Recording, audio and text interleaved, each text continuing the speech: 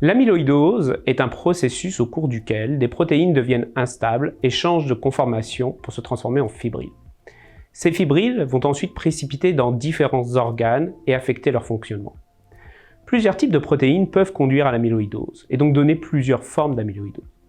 Classiquement, en Amérique du Nord, on distingue principalement deux formes. La première est liée à un excès de chaînes légères produites par la moelle osseuse et cela donne une amyloïdose que l'on appelle AL.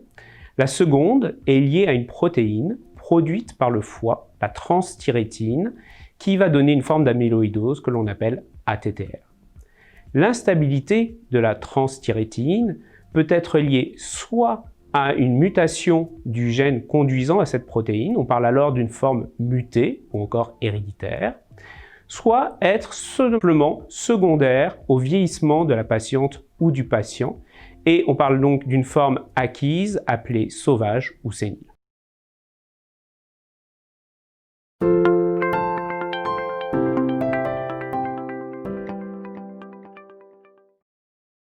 Les signes et symptômes de l'amyloïdose sont directement liés à l'atteinte des différents organes touchés par la maladie.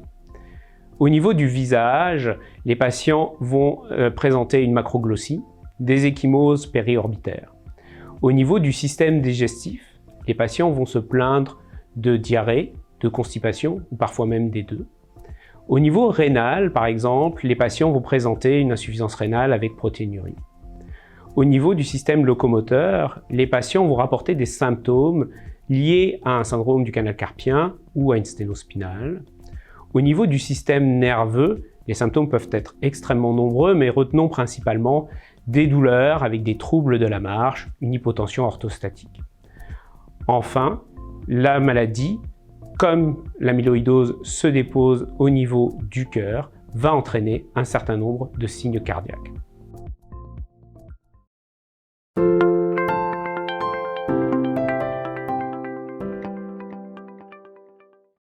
L'insuffisance cardiaque, du fait du dépôt direct de la substance amyloïde dans le myocarde, ce qui va entraîner une hypertrophie des parois cardiaques, des dysfonctions valvulaires, parce qu'on retrouve aussi de la substance amyloïde au niveau de l'endocarde, et les patients vont donc présenter des troubles valvulaires et certains même une sténose aortique.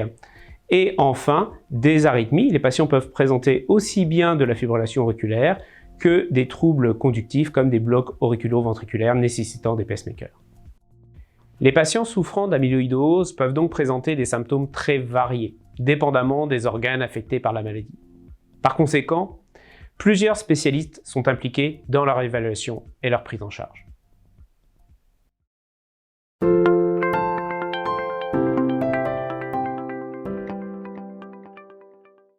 La première étape est de savoir si l'on est face ou non à une amyloïdose AL. Et c'est relativement simple. Il suffit de faire une analyse sanguine et une analyse urinaire. On va donc demander une électrophorèse des protéines dans le sang et dans les urines avec immunofixation et un dosage des chaînes légères libres dans le sang. À la suite de cet examen, si l'on est potentiellement face à une amyloïdose AL, on va référer rapidement le patient en hémato-oncologie.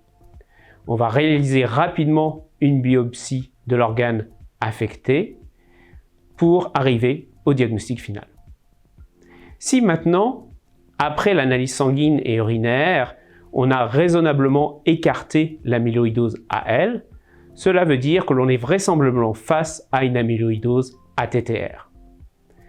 Vous avez alors la possibilité, pour confirmer le diagnostic, comme pour l'AL, de réaliser une biopsie de l'organe affecté.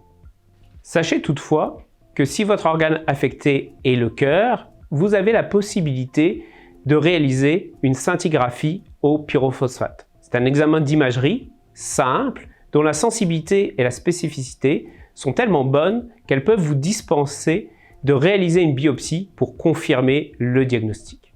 Une fois le diagnostic d'amyloïdose ATTR fait, il vous reste à savoir si vous êtes en face d'une forme héréditaire ou d'une forme sauvage ou sénile. Pour ce faire, vous allez référer votre patient à la médecine génique qui va réaliser les tests appropriés. Ceci est un bref survol de l'amyloïdose. Si vous souhaitez en savoir plus, nous vous invitons à consulter notre page web sur amylochum.com. Vous y trouverez de l'information complémentaire pour les patients et les professionnels. Vous pourrez aussi télécharger un formulaire pour faciliter la référence à notre programme. Le programme d'amyloïdose du CHUM est soutenu par plusieurs professionnels et médecins spécialistes. N'hésitez pas à nous contacter.